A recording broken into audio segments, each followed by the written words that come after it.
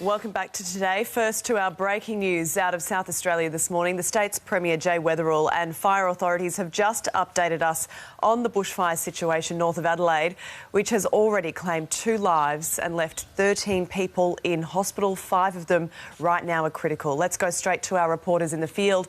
Christine Ahern is in Malala this morning, Brenton Raglas at Gawler. First to Christine, though. Chris, as we heard, grave concerns are now held for at least another 5 people.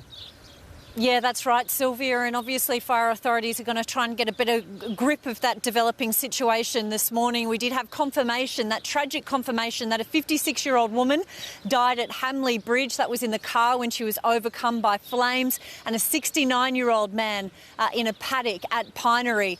16 homes lost, as we heard also, but of course that number could rise. Here on Wasleys Road, we've gone around and we've seen not only a number of homes destroyed, but also farm sheds, cropland has been destroyed, livestock, of course, as well, as this fire came through here with such ferocity that people have told us they were so surprised by the speed that a lot of people just didn't have a chance to save anything or take anything. They simply had to flee for their lives. There's also a piggery not far from where I am. Confirmation as well that 2,000 pigs have been destroyed there. That is South Australia's second largest piggery. So a lot of devastation here this morning, Sylvia. There will be a lot of residents coming back to their properties, seeing what is left, and unfortunately a lot of these residents will see just destruction.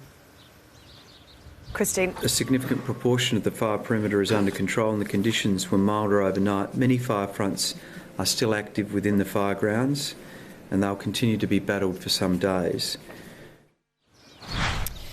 So that is there are fires, of course, still burning. The good news, Sylvia, in all of this is that conditions have eased today. All right, and we're going to learn a lot more about how much has been lost when crews can access more ground. Chris, thank you. Brenton Raglas, meantime, is outside one of the refuge centres which has been set up at Gawler. Brenton, do you know how many people are seeking refuge at the moment?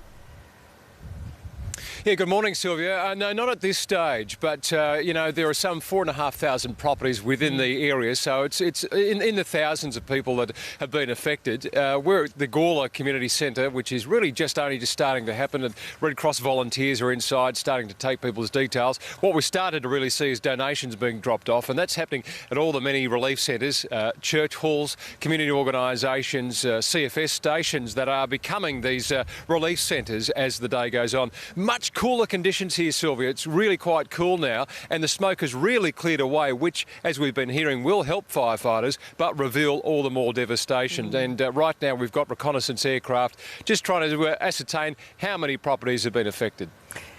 And look, for anyone in the area who needs help or assistance, there is a hotline set up at the moment, the number 1800 302 787.